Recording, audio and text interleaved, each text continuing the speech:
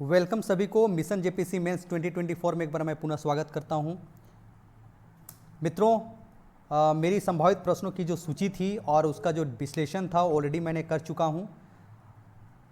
जितने भी guest questions मैंने आप लोग को बताया था उन सभी क्वेश्चंस को एक एक करके हम उनका आंसर भी देख लिए, कैसे लिखना है उस पर हम लोग बहुत अच्छी तरह से डिस्कस कर चुके हैं। अब हम लोग इंडियन इकोनॉमिक ग्लोबलाइजेशन और सस्टेनेबल डेवलपमेंट में हम लोग सेफ जोन में जाने के लिए हम लोग क्या कर रहे हैं, हम लोग बाकी और भी प्रश्नों का जो बन सकता है उन सभी प्रश्नों को हम देखने का प्रयास कर रहे हैं। उसी क्रम में आज मैं जो आप लोगों के समझ एक प्रश्न डिस्कशन करने जा रहा हूं, वो प्रश्न है आधुनिक काल में सार्वजनिक व्यय की वृद्धि के कारणों का उल्लेख कीजिए, क्या यह सर्वदा उचित है? यानी वर्तमान समय में सार्वजनिक व्यय की वृद्धि के कारण क्या है उसके बारे में बताइए, क्या यह उचित है? या यही प्रश्न पूछा जाएगा हाल के वर्षों में सार्वजनिक व्यय में वृद्धि के कारणों का विश्लेषण करें। तो मित्रों, आपको इन दोनों तरीके के प्रश्नों का उत्तर एक ही जैसा लिखना होगा जो कि उत्तर आपके सामने दिया हुआ है। अब यहां देखिए, स्टार्टिंग में इस जगह आपको ये जो पोर्शन है ना, इस जगह पोर्शन है, यहां क्या लिखना है उसको थोड़ा सा मैं बता दे रहा हूं। यहां लिखा हुआ नहीं है, इसको आप लोग ऐड करेंगे। देखिए, मैं ध्यान से जो बता रहा हूं उसको आप लोग ऐड करेंगे। वही लिखेंगे, लोकवित्त के प्रमुख अवधारणाओं में से एक सार्वजनिक व्यय है। लोकवित्त की प्रमुख अवधारणाओं में एक सार्वजनिक व्यय है। सार्वजनिक व्यय के वृद्धि के क्या कारण हैं? Causes of increase in public expenditure क्या कारण है? उसके लिए जो लोकवित्त में या सार्वजनिक व्यय के सिद्धांत के रूप में दो सिद्धांत प्रचलित हैं वे निम्नलिखित हैं, और उसके बाद इन दोनों को आपको लिख देना है। तो ध्यान दीजिए कैसे स्टार्टिंग किए। लोकवित्त के प्रमुख अवधारणाओं एवं विशेष सामग्री की अगर बात करें तो उसमें सार्वजनिक आय, सार्वजनिक व्यय, सार्वजनिक ऋण और वित्तीय प्रशासन को शामिल किया जाता है। इस तरह से लोकवित्त की प्रमुख अवधारणाओं में से एक अवधारणा सार्वजनिक व्यय है। चूंकि सार्वजनिक व्यय की अवधारणा वर्तमान समय में प्रजातांत्रिक राष्ट्रों के लिए एक महत्वपूर्ण अवधारणा है, ऐसे में सार्वजनिक व्यय में वृद्धि क्यों होती है, इसके क्या कारण है, इस संबंध में दो सिद्धांत प्रचलित हैं। वे सिद्धांत निम्नलिखित हैं। ऐसा करके आप लोग लिखना शुरू कीजिएगा और इन दोनों का नाम आपने लिख दिया है। अब हम लोग देखते हैं वेगनर का वर्धमान राज्य कार्यकलापों का सिद्धांत और दूसरा है वाइजमैन पीकॉक सिद्धांत। तो सबसे पहले हम लोग देखेंगे वेगनर का वर्धमान राज्य कार्यकलापों का सिद्धांत क्या है और कैसे क्यों सार्वजनिक व्यय में वृद्धि होती है, इस संबंध में वेगनर ने क्या सिद्धांत दिया उसको हम लोग देखने का प्रयास कर रहे हैं। तो मित्रों, आप लोग अच्छी तरह से वीडियो को देखिए और वीडियो के अंत तक बने रहिएगा, तभी आप इस क्वेश्चंस के आंसर को अच्छी तरह से समझ सकते हैं, अन्यथा आप समझ नहीं सकते हैं। क्लियर मैं बातें करता हूं, जो फैक्ट है मैं आपको बता दे रहा हूं। अगर वीडियो को अच्छी तरह से नहीं देखेंगे, एक बार ही देखिए लेकिन अच्छी तरह से देखिए, तो आपको आंसर आसानी से समझ में आ जाएगा और इसका आप आसानी से नोट्स बना लीजिएगा। तो सबसे पहले हम लोग देखते हैं वेगनर का वर्धमान राज्य कार्यकलापों का सिद्धांत। जर्मन अर्थशास्त्री ने इस सिद्धांत का प्रतिपादन मुख्यतः जर्मनी के ऐतिहासिक तथ्यों के आधार पर दिया था। उनके अनुसार अपने कार्यकलापों में बढ़ोतरी करना हर सरकार की एक आंतरिक प्रवृत्ति होती है, यानी इंटरनल ट्रेंड होता है किसी भी गवर्नमेंट का, सार्वजनिक अपने कार्यकलापों को वो बढ़ाता जाए, पहले की तुलना में अपने क्रियाकलापों में वृद्धि करता जाए। यह प्रत्येक सरकार का एक आंतरिक प्रवृत्ति होता है। कालांतर में विविध कारणों से उसके कार्यकलापों में फैलाव के साथ साथ उनकी गहनता भी बढ़ती जाती है। राज्य के कार्यकलापों का अर्थव्यवस्था के विकास के साथ फलनात्मक संबंध इस प्रकार का होता है कि राज्य की गतिविधियों की विकास दर से सदैव अधिक होती है, और इसके पीछे निम्न कारण, यानी ध्यान दीजिएगा, राज्य के कार्यकलापों का अर्थव्यवस्था के विकास के साथ फलनात्मक संबंध इस प्रकार का होता है कि राज्य की गतिविधियों की विकास दर सदैव अधिक रहती है। और इसके पीछे क्या कारण है? तो सबसे पहला कारण है परंपरागत कार्य क्षेत्र। सरकार के परंपरागत कार्य क्षेत्र में फैलाव की प्रवृत्ति होती है। उदाहरण के लिए देश की सुरक्षा के साथ साथ सरकार को अपने प्रशासन के लिए पहले से अधिक कार्यकुशल कर्मचारियों की आवश्यकता होती है। यानी सरकार के परंपरागत कार्य क्षेत्र में लगातार फैलाव पाया जाता है, एक्सपैंड होती है, उसमें तरह तरह से नए नए परिवर्तन लाए जाते हैं। इसी कारण क्या होता है, प्रशासन को पहले से अधिक कार्यकुशल कर्मचारियों की आवश्यकता पड़ती है, साथ ही साथ महंगे उपकरणों आदि का उपयोग करना पड़ता है, यानी परंपरागत कार्यक्षेत्र में विस्तार होता है। नई गतिविधियां, सरकार नित्य नई गतिविधियों को भी अपनाने के लिए तत्पर रहती है। कालांतर में अर्थव्यवस्था तथा समाज की संरचना की जटिलता बढ़ने के साथ साथ कई ऐसे समस्याएं उभरती हैं जिनके समाधान हेतु सरकार को सक्रिय भूमिका निभानी पड़ती है। साथ ही अधिकतर सरकारें दिन प्रतिदिन अपने सामाजिक दायित्वों के प्रति सजग होती जा रही है। श्रम के शोषण से बचाने, लोगों के रहन सहन को कल्याणमय बनाने में सहायक होने, स्वास्थ्य तथा शिक्षा आदि सेवाएं मुहैया करने, रोजगार तथा उत्पादन में वृद्धि लाने जैसे अनेक क्षेत्रों में उन्हें अपनी सक्रिय और सार्थक भूमिका की आवश्यकता दृष्टिगोचर होती है। इसीलिए क्या होती है, उसके जो कार्य क्षेत्र में फैला होता है, इसीलिए व्यय में वृद्धि होना क्या है, लाजिमी है। विशेष वस्तुएं, कुछ सार्वजनिक वस्तुएं ऐसी होती हैं जिनके अभाव में समाज और अर्थव्यवस्था दोनों दुर्बलता का शिकार होते हैं। सामाजिक और आर्थिक विकास के साथ साथ ऐसी वस्तुओं की संख्या एवं महत्व में भी वृद्धि होती जाती है। यानी विशेष वस्तुएं होती हैं, सार्वजनिक ऐसी कुछ वस्तुएं होती हैं जो विशेष होती हैं और वो समाज और अर्थव्यवस्था दोनों दुर्बलता के शिकार होते हैं। यदि वो वस्तुएं उपलब्ध नहीं हो तो समाज और अर्थव्यवस्था दोनों दुर्बलता के शिकार होते हैं, यानी सामाजिक विकास संभव नहीं हो पाता है। यानी सामाजिक और आर्थिक विकास के लिए उन विशेष वस्तुओं की होना जरूरी है जो कि दिन प्रतिदिन बढ़ता जाता है और उनका महत्व भी दिन प्रतिदिन बढ़ता जाता है। इसके अलावा अन्य कारक जो वैगनर ने कहा कि जनसंख्या में लगातार वृद्धि होती है, इसलिए सार्वजनिक व्यय में वृद्धि होनी चाहिए। आर्थिक विकास के साथ साथ शहरीकरण या अर्बनाइजेशन होती है, इसके कारण भी बढ़ती है। कीमतों में लगातार वृद्धि होती है, सरकार को पहले से अधिक वेतन और भत्ता देना पड़ता है, वस्तु और सेवाओं को ऊंची कीमतों पर खरीदना पड़ता है, इसलिए भी सरकार को क्या करना पड़ता है, खर्च बढ़ जाती है। उदाहरण के लिए एक सिंपल एग्जाम्पल देते हैं। पहले सरकार एम्बेसडर कार लेती थी प्रशासनिक कार्यों के लिए, अब एम्बेसडर की जगह में BMW अगर लेगी तो ऑब्वियसली खर्च करना पड़ेगा। पहले सरकार टाइपराइटर से काम कर चलाती थी, अब आपको क्या हो गया है, कंप्यूटर आ गया, कंप्यूटर के बाद इंटरनेट आ गया, तो तरह तरह की नई चीज़ें आ जाने के कारण क्या होती है, सरकार को पहले की तुलना में अधिक कीमतों में, चूँकि कीमतें बढ़ती भी, पहले की कीमतों की तुलना में सेम वस्तु का कीमत पहले से भी बढ़ जाती है और नई वस्तुओं का खरीदने के कारण उसको अधिक कीमत चुकाना पड़ता है, तो इसके कारण भी क्या होती है, सार्वजनिक व्यय बढ़ जाती है।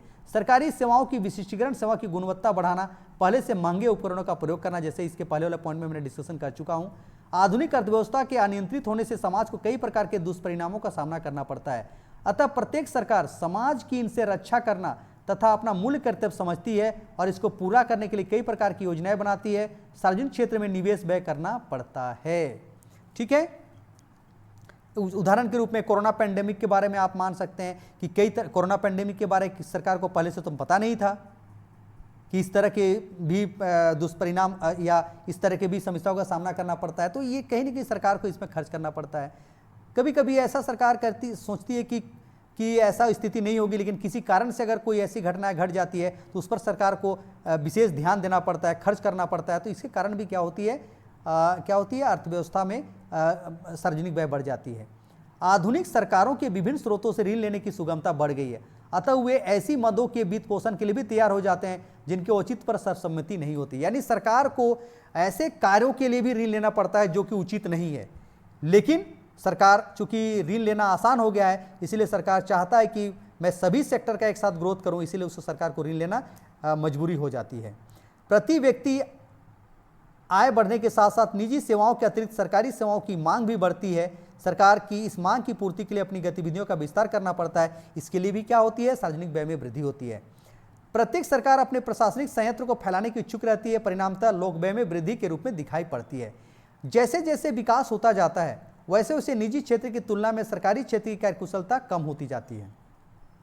कार्य क्षमता की इस कमजोरी को उत्पादिता पिछड़ापन यानी एक्स इनएफिशिएंसी अथवा बामोल रोग या बामोल डिजीज के नाम से भी जाना जाता है। इसे दो तरह से बताया गया है, सरकारी कर्मियों और उनकी उत्पादिता के बीच का अंतर बढ़ता जाता है, दूसरी ओर समाज में उन लोगों का अनुपात बढ़ता जाता है जो सरकार द्वारा वित्त पोषित सामाजिक सुरक्षा तथा इन स्कीमों का लाभान्वित होते हैं। ध्यान दीजिएगा, यानी सरकार जैसे जैसे विकास होता है वैसे वैसे निजी क्षेत्र की तुलना में सार्वजनिक क्षेत्र की कार्यकुशलता कम होती है। यानी उस कार्यकुशलता को बनाए रखने के लिए सार्वजनिक क्षेत्र में जो कार्यकुशलता में कमी आई है, उस पिछड़ेपन को बनाए रखने के लिए सरकार को क्या करना पड़ता है, अधिक खर्च करना पड़ता है। उदाहरण के तौर पर आप समझ सकते हैं, जितने भी सार्वजनिक क्षेत्र के उद्यम थे वे क्या थे, बीमारू हो चुके थे, या जो औद्योगिक जो क्षेत्र थे वो रुग्ण हो गए थे। इसीलिए सरकार को उनको रिनोवेशन के लिए खर्च करना पड़ता है। एक्स इनएफिशिएंसी अगर आ जाती है तो उसको दूर करने के लिए सरकार को खर्च करना पड़ता है, उसका नव प्रवर्तन करते हैं, उसका रिनोवेशन करते हैं, तो क्या होती है, सरकार को खर्च बढ़ जाती है। इसके अलावा भी सरकार को जैसे जैसे विकास होता जाता है वैसे वैसे सरकार को सामाजिक सुरक्षा कार्यक्रमों या अन्य स्कीमों, जैसे वृद्धावस्था पेंशन, HIV एड्स के लिए पेंशन, महिलाओं के लिए विशेष सुविधा का बहाल करना, इन सब के लिए सरकार को खर्च करना पड़ता है। इसलिए भी क्या होती है, सार्वजनिक व्यय में वृद्धि हो जाती है। अगला हम लोग जो सिद्धांत देखते हैं वो है वाइजमैन-पीकॉक का सिद्धांत, यानी सार्वजनिक व्यय में वृद्धि के क्या कारण है, क्या सिद्धांत है। वैसे संबंध में दो सिद्धांत प्रचलित हैं, एक वैगनर का सिद्धांत और दूसरा वाइजमैन-पीकॉक का सिद्धांत। तो वाइजमैन-पीकॉक का सिद्धांत क्या कहता है, देखिए, इस सिद्धांत को जैक वाइजमैन और एलन टी पीकॉक ने ब्रिटेन के 1890 और 1955 तक के लोक व्यय के इतिहास के आधार पर 1961 में प्रतिपादित किया था। इस सिद्धांत के अनुसार सार्वजनिक व्यय में दीर्घकालीन वृद्धि अवश्य होती है, परंतु यह निष्कोण स्मूथ न होकर पैड़ीदार यानी स्टेप वाइज होती है, अर्थात इसमें वृद्धि लगातार और थोड़ी थोड़ी न होकर बड़े झटकों में होती है, जिन्हें चरणों में रखा जाता है। यानी चरणबद्ध क्या होती है, one by one, step by step क्या होती है, सार्वजनिक व्यय में वृद्धि होती चली जाती है। और यह थोड़ी थोड़ी अमाउंट में नहीं होकर एकाएक झटके रूप में होती है, इसीलिए सार्वजनिक व्यय में वृद्धि होती है। परिवर्तित परिस्थितियों में सार्वजनिक व्यय की तुलना में राजस्व की अपर्याप्तता से निरीक्षण प्रभाव यानी इंस्पेक्शन इफेक्ट उत्पन्न होता है, अर्थात समाज के सदस्यों को इस बात का आभास होता है कि सरकार की राजस्व प्राप्तियां उसके दायित्वों की तुलना में कम पड़ रही है। ध्यान दीजिएगा, राजस्व की अपर्याप्तता से निरीक्षण प्रभाव उत्पन्न होता है, यानी राजस्व की अपर्याप्तता सार्वजनिक व्यय की तुलना में यदि राजस्व कम पड़ जाता है तो इंस्पेक्शन इफेक्ट होने लगता है, अर्थात समाज के सदस्यों को इस बात का आभास हो जाता है कि सरकार की राजस्व प्राप्तियां उसके दायित्वों की तुलना में कम पड़ रही है। तो इसके कारण जो इंस्पेक्शन इफेक्ट होता है, इसके कारण ये हो जाता है इंस्पेक्शन इफेक्ट। अब देखते हैं इसके कारण कैसे होता है। लोगों की कर सहनशीलता बढ़ती है, अर्थात वे पहले से अधिक कर अदा करने को तैयार होते हैं। यानी जैसे जैसे विकास होता जाता है, जैसे जैसे समय बीतता जाता है, वैसे वैसे लोगों की कर देने की योग्यता बढ़ती जाती है, कर देने की क्षमता बढ़ती है, यानी वे कर के रूप में त्याग करने के लिए तैयार हो जाते हैं। तो कहीं न कहीं जब कर देने के लिए तैयार हो जाते हैं तो क्या होगा, उस कर से प्राप्त जो राशि होगा, क्या सरकार उसको अपने पास खजाना भरने के लिए तो नहीं रखती है। जब लोग कर देने को तैयार हैं तो सरकार भी क्या करेगी, राशि खर्च करने को तैयार होनी चाहिए। यानी सरकार को नए नए कार्यों में या लोक कल्याणकारी कार्यों में खर्च करने के लिए आगे आना पड़ता है। यानी सरकार, लोग कर देने को आगे आते हैं तो सरकार भी क्या करती है, व्यय या खर्च करने के लिए क्या आती है, आगे आती है। तो ध्यान दीजिएगा, चूंकि जैसे जैसे विकास होता जाता है वैसे वैसे लोग की कर देने की क्षमता बढ़ती है, लोगों में कर सहनशीलता बढ़ती है, लोग पहले से अधिक कर अदा करने को इच्छुक होते हैं, आगे आते हैं। तो जब लोग कर देने को तैयार हो जाते हैं, जनता कर देने को तैयार होती है, यानी सरकार के कर राजस्व में वृद्धि हो रही है, तो सरकार उस कर राजस्व में वृद्धि को अपने खजाना में भर कर रखने के लिए नहीं करती है, यानी सरकार भी आगे आती है और अधिक खर्च करने को तैयार होती है।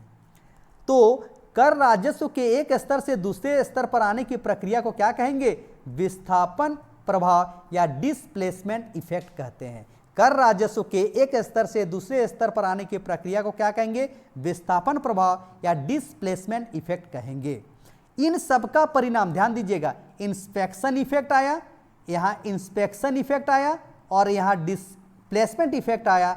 इन दोनों का परिणाम यह होता है कि राष्ट्रीय आय का पहले से बड़ा अनुपात सार्वजनिक रूप में व्यतीत या खर्च होने लगता है, और इस परिवर्तन को ही हम लोग क्या कहते हैं, कंसंट्रेशन इफेक्ट या केंद्रीकरण प्रभाव कहते हैं। तो वाइजमैन-पीकॉक किस तरह से सरकार की सार्वजनिक व्यय में वृद्धि होती है, तो कंसंट्रेशन इफेक्ट के कारण सार्वजनिक व्यय में वृद्धि होती है, यानी प्रारंभ में inspection effect plus displacement effect, इन दोनों का परिणाम होता है कंसंट्रेशन इफेक्ट, और यही आगे चलकर क्या करती है, व्यय में वृद्धि लाती है, सार्वजनिक व्यय में वृद्धि लाती है। इसके अलावा भी हम लोग इन दोनों सिद्धांतों के देखने के पश्चात हम कह सकते हैं कि सार्वजनिक व्यय में वृद्धि के निम्नलिखित कारण है। अब कैसे लिखना है आपको, इन दोनों सिद्धांतों को देखने के बाद आपको लिखना है ऊपर लिखित दोनों सिद्धांत, वैगनर का सिद्धांत और वाइजमैन पिको के सिद्धांत को देखने के पश्चात हम सार्वजनिक व्यय में वृद्धि के कारण क्या हैं, वर्तमान समय में सार्वजनिक व्यय में क्यों वृद्धि हो रही है, उन सभी कारणों को हम लोग निम्नलिखित बिंदुओं से देख सकते हैं। और मित्रों, इस तरह से आप 12 पॉइंट को एक जगह लिख दीजिएगा। सबसे पहला है राज्य की कल्याणवादी स्वरूप, आर्थिक क्षेत्र में सरकार की सक्रियता, प्रशासनिक व्यय में वृद्धि, प्रतिरक्षा में वृद्धि, जनसंख्या में वृद्धि, आवश्यकताओं की सामूहिक संतुष्टि, आर्थिक उतार चढ़ाव के कारण व्यय, आर्थिक सहायता, अंतर्राष्ट्रीय संबंध, आर्थिक एवं क्षेत्रीय विषमता को दूर करने का दायित्व, तकनीकी परिवर्तन के फलस्वरूप व्यय और नगरीकरण। अब हम लोग एक एक करके सभी पॉइंट को देखेंगे। देखिए, पहला है राज्य का कल्याणवादी स्वरूप, शिक्षा, स्वास्थ्य, आवास, बेरोजगारी एवं गरीबी उन्मूलन, वृद्धावस्था पेंशन, मातृ शिशु कल्याण तथा अन्य सामाजिक सुरक्षा एवं जन कल्याणकारी योजनाएं चलानी पड़ती है, जिसके कारण सरकार का सार्वजनिक व्यय बढ़ जाता है। आर्थिक क्षेत्र में सरकार की सक्रियता, वर्तमान समय में आर्थिक विकास का पूरा दायित्व राज्य को सौंपा जा चुका है। आर्थिक नियोजन को अपनाया गया है और वर्तमान समय में हम लोग नीति आयोग के दौर में जी रहे हैं। वर्तमान समय किसका पीरियड है, किसका अवधि है, नीति आयोग का। और इस कारण निजी क्षेत्र की तुलना में सार्वजनिक क्षेत्र का दायित्व और क्षेत्र बढ़ता जा रहा है। ऐसे कई आधारभूत क्षेत्र जो विकास के लिए आवश्यक हैं, परंतु इनकी पक्वना अवधि यानी गेस्टेशन पीरियड लंबी होती है और उनमें लाभ की संभावना अपेक्षाकृत कम होती है और अनिश्चित होती है, अतः निजी निवेश नहीं किया जा सकता, सार्वजनिक क्षेत्र को आगे आना होता है। ध्यान दीजिएगा, अगर आप बोलिएगा अगर हमको रेलवे का विकास करना है, रेलवे लाइन बिछाना है, तो कौन सा निजी क्षेत्र आगे आएगा उस पर निवेश करने के लिए? तो किसको आना पड़ेगा? यानी सरकार को आगे आना पड़ेगा।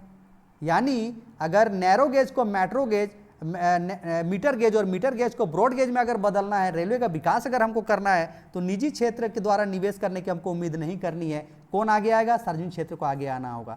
अगर सरकार ऐसा कोई उपाय कर रही है कि हमें जनता को निःशुल्क स्वास्थ्य सुविधा उपलब्ध कराना है, आप बताइए कौन सा ऐसा निजी क्षेत्र है जो कि स्वास्थ्य हॉस्पिटल खोलेगा और वहाँ जनता को निःशुल्क करेगा? ऐसे में सरकार को सरकारी अस्पतालों की स्थापना करना पड़ेगा, बनाना पड़ेगा, ताकि लोगों को निःशुल्क चिकित्सा व्यवस्था उपलब्ध हो सके। तो कहीं ना कहीं ऐसा होती है। इसके अलावा मान लीजिए किसी नदी में पुल बनाना है, तो वह जानते हैं कि उस नदी में अगर पुल बनाते हैं तो काफ़ी लंबा समय लगेगा, 2 साल तक उसको पुल बनाने में लगेगा, लेकिन उस पुल का उपयोग हम अपने व्यवसाय को बढ़ाने के लिए, अपने लाभ के लिए हम 2 साल के बाद ही प्रयोग कर सकते हैं। अतः ऐसे में उसको कहते हैं गेस्टेशन पीरियड लंबा होता है। अतः ऐसे में क्या होती है, सार्वजनिक क्षेत्र के द्वारा ही उस पर निवेश करना पड़ता है। तो कहीं ना कहीं आर्थिक क्षेत्र में सरकार की सक्रियता बढ़ रही है, इसके कारण भी सार्वजनिक व्यय में वृद्धि हो रही है।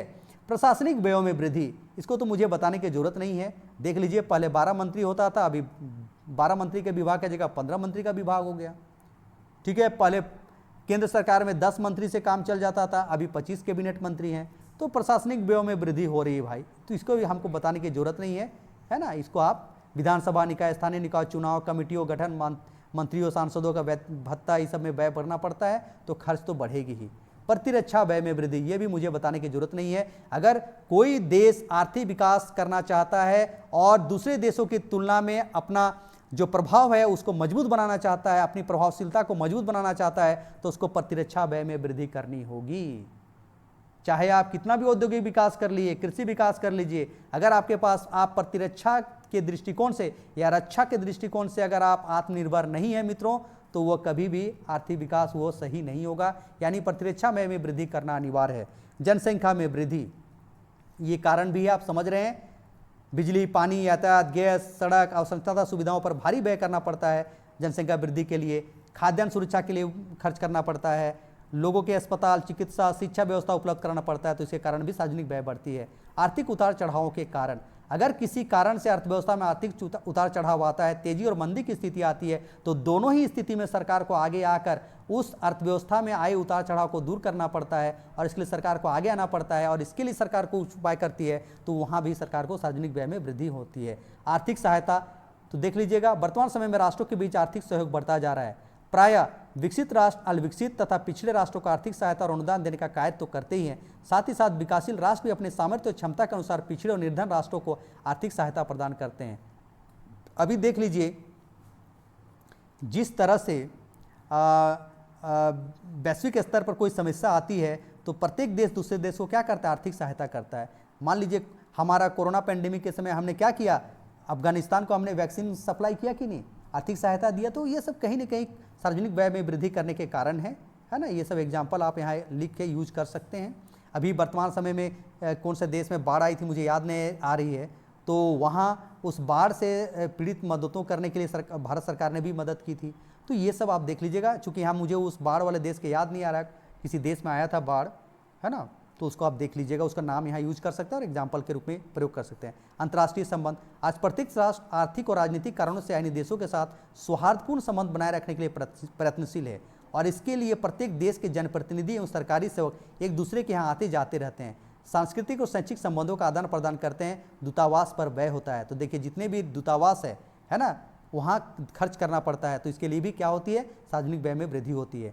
आर्थिक और क्षेत्रीय विषमता को दूर करने के लिए भी सार्वजनिक व्यय में वृद्धि होती है। तकनीकी परिवर्तन के फलस्वरूप व्यय, जैसे कृषि में हरित क्रांति के कारण व्यय बढ़ा, जैविक कृषि, अब हम लोग हरित क्रांति के जगह में अब हम लोग जैविक कृषि या ऑर्गेनिक फार्मिंग आ रहे, तो उसमें भी व्यय पड़ रहा है। उद्योग, अगर उद्योग की रिनोवेशन के लिए, औद्योगिक केंद्रों के रिनोवेशन के लिए या उत्पादकता बढ़ाने के लिए क्या हो रही है, व्यय बढ़ रही है। देश में रोजगार बढ़ाने के लिए भी क्या हो रही है, व्यय बढ़ रही है। तो कहीं ना कहीं सार्वजनिक व्यय में वृद्धि के कारण क्या है, तकनीकी परिवर्तन के फलस्वरूप भी सरकार का सार्वजनिक व्यय लगातार बढ़ रहा है। नगरीकरण, आर्थिक विकास के साथ साथ नगरीकरण भी बढ़ता जाता है। नगरों में रहने वाले नागरिकों की मूलभूत सुविधाओं को उपलब्ध कराना सरकार का क्या होती है, दायित्व होती है। इन सुविधाओं पर राज्य को भारी मात्रा में व्यय करना पड़ता है, जैसे बड़े बड़े शहरों में सुरक्षा, यातायात नियंत्रण, रात्रि में रोशनी की व्यवस्था, जल व्यवस्था, सफाई व्यवस्था तथा चिकित्सा सुविधा आदि पर बहुत बड़े परिमाण में मात्रा में व्यय करना पड़ता है। इसलिए भी सरकार का सार्वजनिक व्यय में लगातार वृद्धि हो रही है। तो मित्रों, जितने भी पॉइंट दिए गए हैं सभी पॉइंट का एक्सप्लेनेशन भी मैं करने का तरीका बता दिया हूं। आप उन सभी पॉइंट का एक्सप्लेनेशन कुछ वाजिब जो एग्जाम्पल हो सकता है, आप अच्छी एग्जाम्पल के साथ इसका एक्सप्लेनेशन कर सकते हैं और उसको आप और बेटर आंसर बना सकते हैं। लास्ट में आप लिखेंगे इस तरह, ऊपर लिखित बिंदुओं से स्पष्ट है कि आर्थिक विकास एवं राज्य के कार्यों में विस्तार होने के साथ साथ सार्वजनिक व्यय में वृद्धि होती जा रही है। और वर्तमान समय में, यहाँ लिखेंगे, और वर्तमान समय में लोक कल्याणकारी राज्य या देश के लिए सार्वजनिक व्यय में वृद्धि करना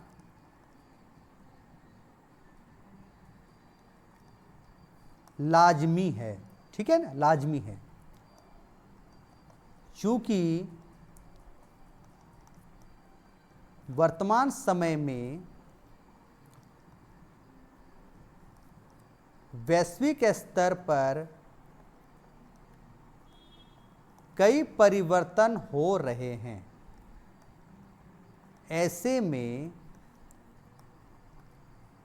उनके साथ, यानी उन देशों के साथ प्रतियोगिता करने एवं जनता के नवीन आवश्यकताओं को पूरा करने के लिए सार्वजनिक व्यय में वृद्धि औचित्य है या समीचीन है। तो मित्रों, ये आपका निष्कर्ष हो गया। इस तरह से अगर आप लिख देंगे तो आपका आंसर बहुत ही बेटर बन जाएगा। तो मुझे लगता है कि आज जो मैंने एक सेफ जोन में जाने के लिए लोकवित्त के अंतर्गत एक इंपॉर्टेंट क्वेश्चन जो हमने देखा कि वर्तमान समय में सार्वजनिक व्यय में क्यों वृद्धि हो रही है या सार्वजनिक व्यय में वृद्धि होना औचित्य है, तो मित्रों इस प्रश्न का उत्तर भी मैंने देखने का प्रयास किया कि आधुनिक समय में सार्वजनिक व्यय में वृद्धि के कारणों का उल्लेख कीजिए, क्या यह सर्वदा उचित है। यह प्रश्न पूछा जाता है हाल के वर्षों में सार्वजनिक व्यय में वृद्धि के कारणों का विश्लेषण करें। तो मित्रों, मेरे द्वारा जो बताया गया जो आंसर है इसको एक बार आप जरूर देख लीजिए, और देखने के पश्चात आप इसका एक अच्छी तरीके से नोट्स बना लीजिए। बीच बीच में मैं एक्सप्लेनेशन के दौरान कुछ नए नए उदाहरण देकर मैं एग्जाम्पल देने का प्रयास किया था, एक्सप्लेन करने का प्रयास किया था, उसको आप जरूर ऐड कर लीजिए और एक नोट्स को एक अच्छी तरह से बना लीजिए। और हमेशा रीड R का power 4, read write revise regularly, इसको जरूर फॉलो कीजिए मित्रों, तभी आप अच्छे अंक प्राप्त कर सकते हैं, ऐसा मेरा मानना है। तो चलिए आज मैं पुनः इस सेफ जोन में जाने के लिए आपको एक नए क्वेश्चन लेकर आपके समक्ष उपस्थित हुआ। तो मित्रों, आप इस प्रश्न को भी देख लीजिए और अच्छी तरह से याद कर लीजिए। तो चलिए अगले वीडियो में इसी तरह से मिलेंगे एक नए टॉपिक के साथ। तब तक के लिए आप सबों को धन्यवाद। जोहार। आप स्वस्थ रहें, मस्त रहें, तैयारी करते रहें और अपने उद्देश्यों में सफल हों। आगामी जेपीएससी मुख्य परीक्षा में एक एग्जामिनेशन का जो ये है कंसेप्ट है, उस पर आप अमल कीजिए और इस पर आप सफलता प्राप्त कीजिए। इसी के साथ अगले वीडियो में मिलेंगे। तब तक के लिए आप सबों का एक बार पुनः धन्यवाद।